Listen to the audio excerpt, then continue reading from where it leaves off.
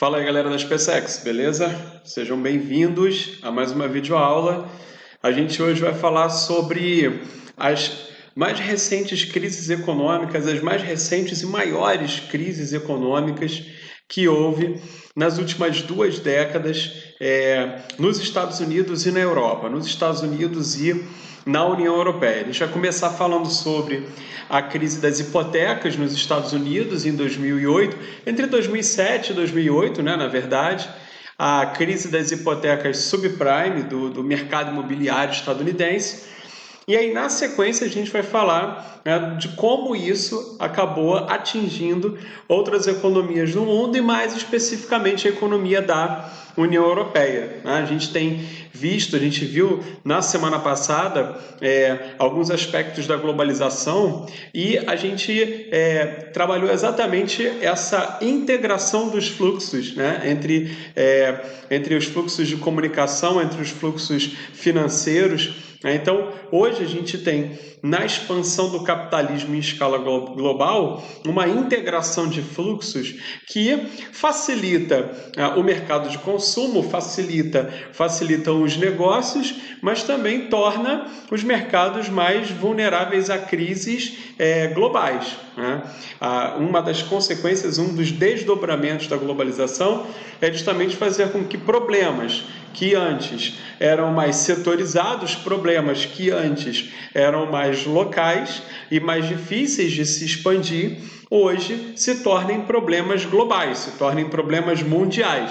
A pandemia está aí para nos mostrar exatamente isso, né? Então, no caso das crises financeiras, no caso das crises econômicas, isso é ainda mais potencializado, sobretudo quando essas crises acontecem nos centros da economia mundial, sobretudo quando essas crises acontecem nas principais regiões que comandam o processo de globalização.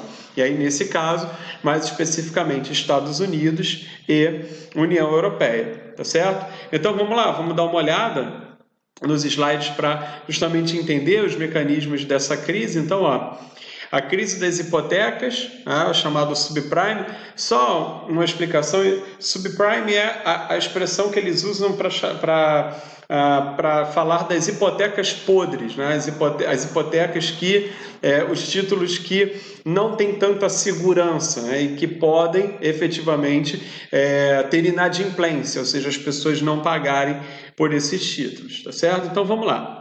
Primeiro vamos entender o que foi a crise, né? O que foi essa crise imobiliária. O mercado de imóveis estadunidense começou a conceder crédito a pessoas que não tinham fonte de receita muito segura. O mercado, ele diversas vezes acaba tendo esse comportamento de mais euforia, de expansão do crédito. Isso é uma coisa cíclica, sistêmica do capitalismo, e principalmente após os atentados de 11 de setembro de 2001, quando os Estados Unidos precisavam se recuperar economicamente, inclusive, dos atentados que aconteceram, que a gente mostrou também nas aulas de semana passada, começam a haver várias ações, tanto governamentais quanto privadas, para tentar estimular a economia, para tentar expandir o crédito. Então, uma das coisas que foram feitas foi justamente essa expansão indiscriminada de crédito, para que as pessoas pudessem não só comprar os seus imóveis, como também pegar dinheiro emprestado, dando os seus imóveis como garantia, que é uma prática comum nos Estados Unidos. Aqui no Brasil nem tanto, mas nos Estados Unidos isso é uma prática comum. O governo também começa a baixar as taxas de juros. O Banco Central norte-americano, estadunidense, o Federal Reserve, ele acaba baixando demais as taxas de juros, justamente no sentido de estimular o consumo. E, voltando lá para o nosso slide, no mercado imobiliário especificamente, olha só o que os caras fizeram. Primeiro, começaram a conceder empréstimos a pessoas que tinham uma renda incompatível com as prestações. Então, por exemplo, imagina que o sujeito ganha lá $1.000 por mês. E aí você faz um empréstimo para o camarada e estabelece uma prestação de $500. É claro que isso vai dar errado em algum momento. Por quê? Porque o cara não pode viver apenas com metade do seu salário. Normalmente, as margens, o limite de segurança das margens aí gira em torno de 30%. Né? Então, camarada com uma renda, 50% da sua renda comprometida, torna-se um negócio de bastante risco, tá certo?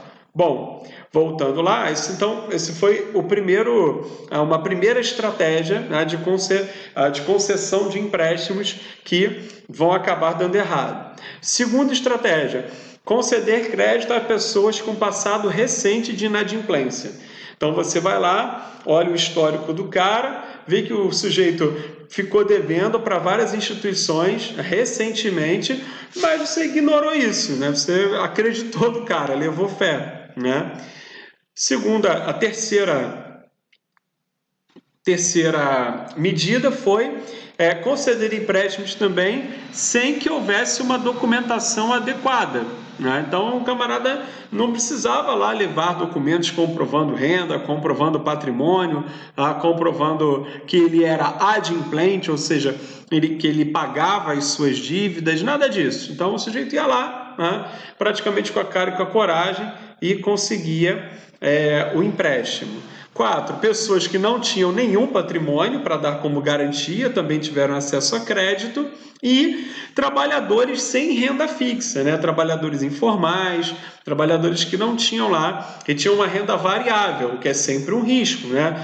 Nesse mês você pode ganhar muito, mas você pode ficar 2, 3, 4, 5 ou mais meses ganhando muito pouco. Então, percebam, é um conjunto de fatores aqui, né, de alto risco, de concessão de empréstimos de alto risco e que acabaram dando errado. Tá? E esses podem perguntar assim, poxa, mas como é que os caras fizeram isso? Né? Por que eles, mesmo assim, sabendo que não era o melhor, que não era o mais adequado, né, eles fizeram tiveram esse tipo de comportamento? Olha, primeiro porque há um imediatismo, que é muito peculiar ao capitalismo. Né? Eu preciso resolver o meu problema agora, aí depois a gente vê o que faz. Tá? Então eu tenho aqui vender os produtos, eu tenho imóveis que eu tenho que vender, que eu tenho que me desfazer, eu tenho títulos que eu preciso de imóveis que eu preciso negociar, então eu tenho que dar um jeito de aquecer esse mercado de imóveis, eu tenho que dar um jeito de fazer com que os imóveis e esse mercado se valorize. E isso é para agora. Mais tarde a gente pensa em soluções. Se der errado, a gente pensa em soluções. Então há esse imediatismo no primeiro momento.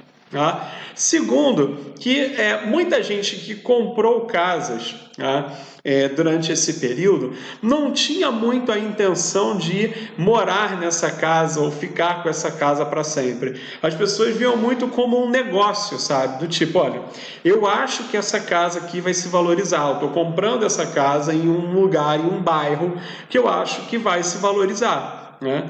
E aí você acredita nisso, você deposita lá as suas fichas nessa crença de que vai haver uma valorização. E aí, por exemplo, eu comprei o imóvel aqui por $100 mil, estou fazendo uma conta aqui, tá, totalmente artificial, $100 mil parcelados. Não dei entrada nenhuma, ou dei uma pequena entrada e comprei essa casa por $100 mil parcelados. Tá certo? Tudo bem? Beleza. Só que eu acredito que essa casa vai se valorizar. Daqui a 1 ano, 2, ela vai estar valendo o dobro, vai estar valendo 200 mil. E aí o que eu faço? Eu vou lá e vendo essa casa a 200 mil. Perceberam? E aí eu realizo um lucro, pago as prestações, passo o financiamento ou pago aqui as minhas prestações e fico com troco. Perceberam? É um investimento aí que está acontecendo.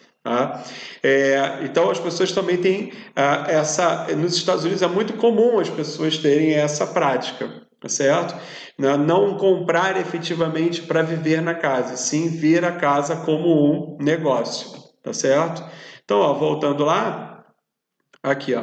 Na medida em que mais e mais pessoas não conseguem pagar as hipotecas, né? Então, o tempo vai passando, né? Por conta dessas pessoas que não têm lá tanta segurança para pagar, as pessoas vão deixando de pagar as prestações, vão devolvendo essas casas aos bancos, né? Porque funciona assim no mercado, o Brasil é assim também. Se você não paga o financiamento lá para a Caixa Econômica ou para qualquer que seja o banco, né? O banco toma a casa de você, né?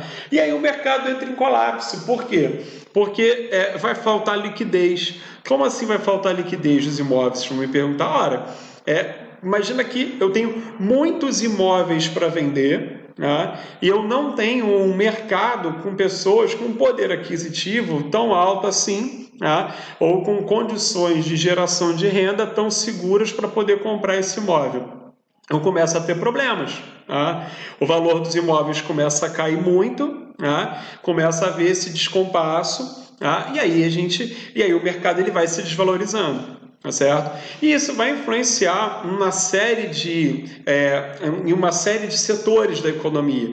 Vai influenciar no mercado financeiro, porque o mercado financeiro trabalha com títulos imobiliários. Então as pessoas investem em fundos de pensão, fundos imobiliários, as pessoas investem nesses fundos para poder lucrar, esperando exatamente que haja uma valorização do fundo, mas como a gente está mostrando aqui para vocês, nesse cenário houve, na verdade, uma desvalorização. Então essas pessoas que investiram nesses fundos imobiliários também perderam.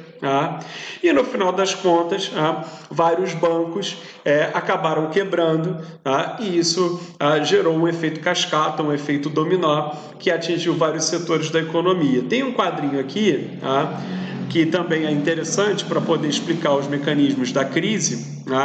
Ele diz lá como começou a crise, e ele faz exatamente o caminho, é um resumo do que eu expliquei para vocês.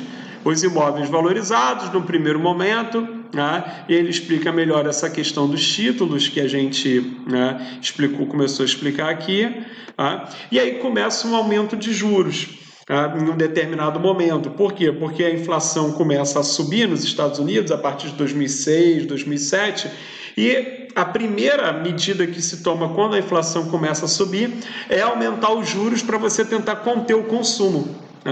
E aí os bancos começam a ter perdas na medida em que as pessoas não conseguem pagar e na medida em que os imóveis vão sendo desvalorizados, tá certo?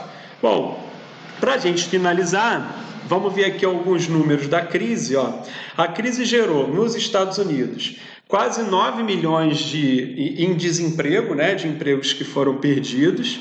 Houve a falência de vários bancos, mas os dois principais são esses aqui, o Lehman Brothers e o Bear Stearns. 700 bilhões de dólares de ajuda governamental que foram concedidos pelo governo, isso é dinheiro público, tá? Que foram concedidos para ajudar os bancos. A renda média das famílias nos Estados Unidos caiu cerca de 25%, ou seja, um quarto. E, por fim, o nível de desemprego que chegou a mais de 10%. Tá? Esses foram os números da crise nos Estados Unidos. A crise que, como eu falei no início, vai ter desdobramentos em vários lugares do mundo e, entre esses lugares, a Europa. A União Europeia vai sofrer bastante com as consequências dessa crise. É o que a gente vai ver no próximo vídeo. Até daqui a pouco.